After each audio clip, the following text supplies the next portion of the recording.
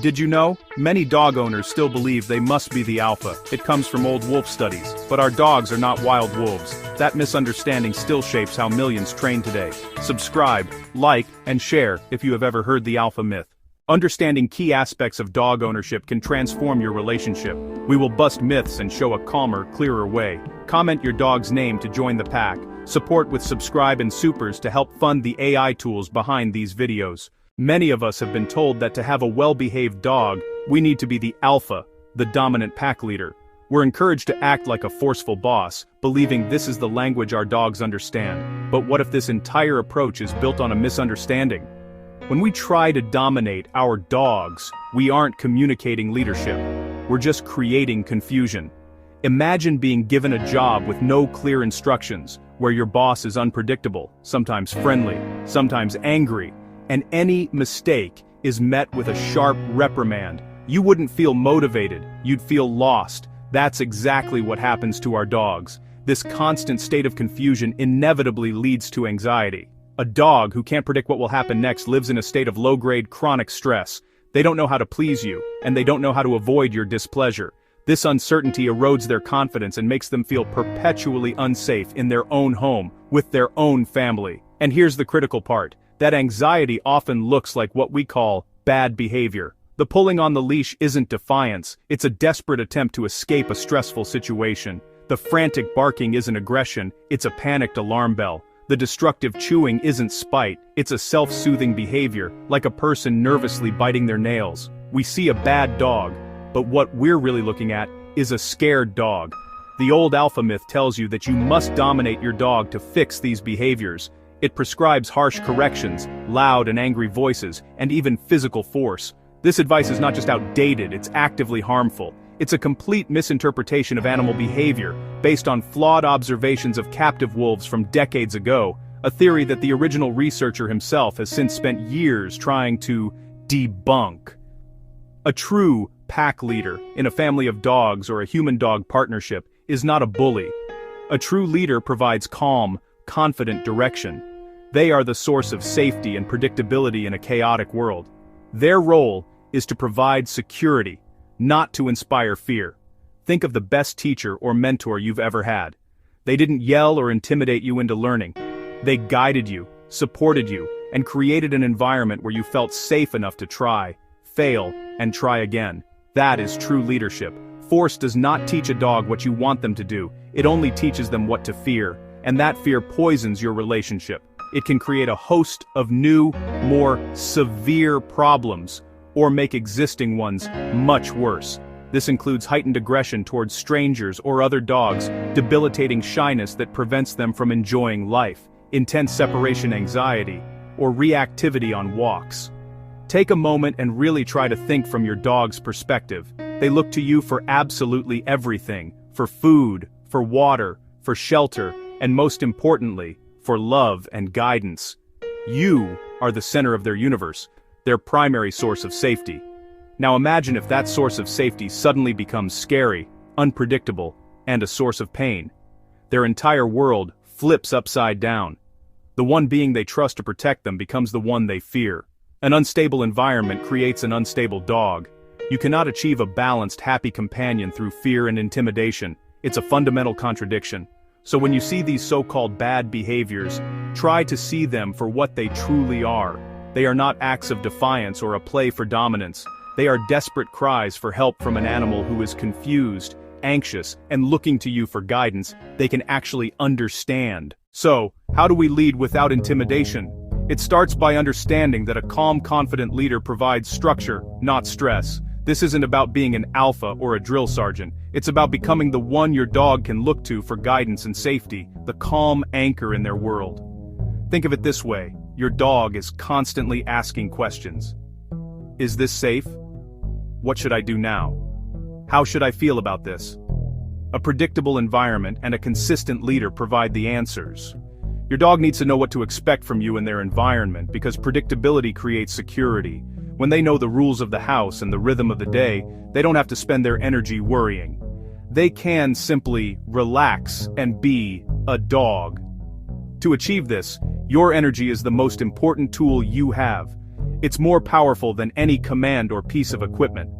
Before you even speak, your posture, your breathing, and your heart rate are communicating with your dog.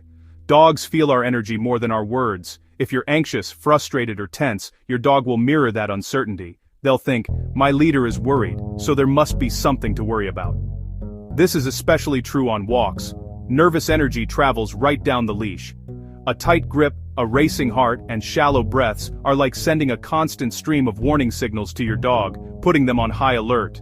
But when you are calm, when you breathe deeply and hold the leash with a relaxed hand, you send a very different message. Calm tells them everything is okay. It says, I've got this, you can relax. You can then provide clear rules, boundaries, and limitations, with that same quiet confidence. This isn't about being harsh, it's about being clear and consistent. For example, a clear boundary is no jumping on guests. Instead of yelling down, after the fact, you calmly block the jump or use the leash to guide your dog into a sit, showing them the correct way to greet someone. Another is to have them wait calmly for food. This simple act of impulse control, waiting for your release cue before diving in, reinforces your role as the provider and teaches patience. And on the walk, the expectation is to walk beside you or behind you. This isn't about dominance, it's about teamwork and focus. This kind of order lets dogs relax. When they aren't in charge of making big decisions, they are free from the burden of leadership, a job they never wanted in the first place. The daily walk is a powerful ritual to bond and lead. It's your chance to practice this calm leadership in motion, fulfilling your dog's primal need to travel and explore with their pack.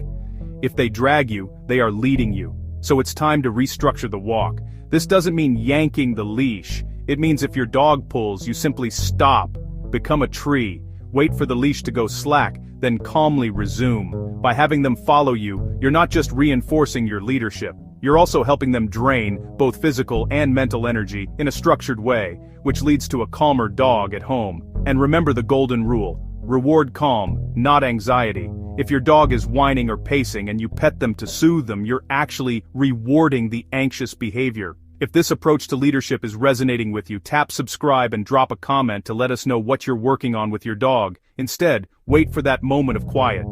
The second they sit, lie down, or take a breath, that's when you teach that calmness earns your wonderful affection. True leadership isn't about being the boss. It's about being the calmest and most consistent presence in your dog's life, creating a partnership built on trust and mutual respect.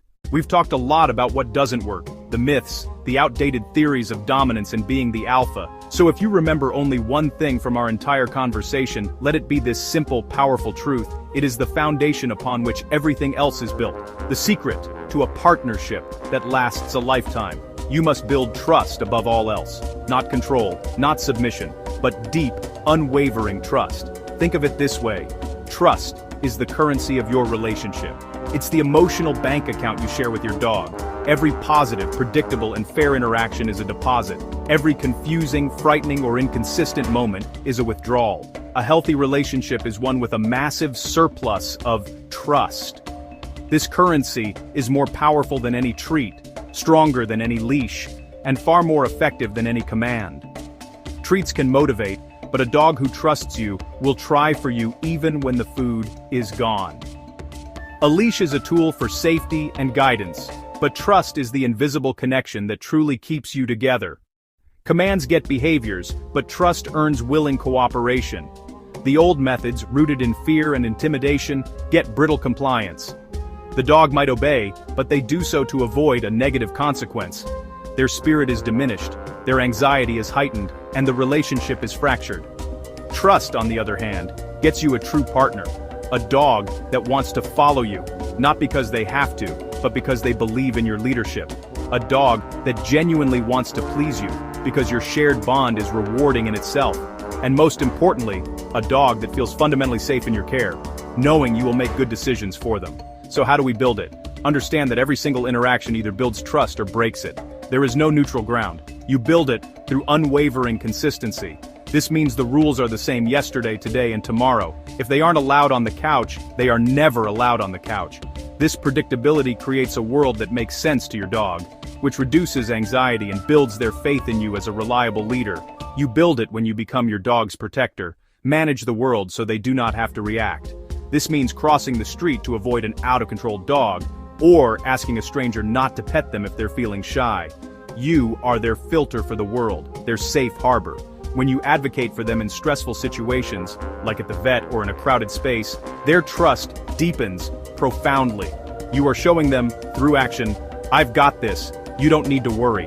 This is true leadership. Every day, embody that trustworthy leadership with a simple, balanced formula. Exercise, discipline, then affection. Fulfill their physical and mental needs first, through structured walks and training. Then, and only then, offer affection. This structure reinforces your role as the calm, benevolent leader who provides everything they need. So, be calm.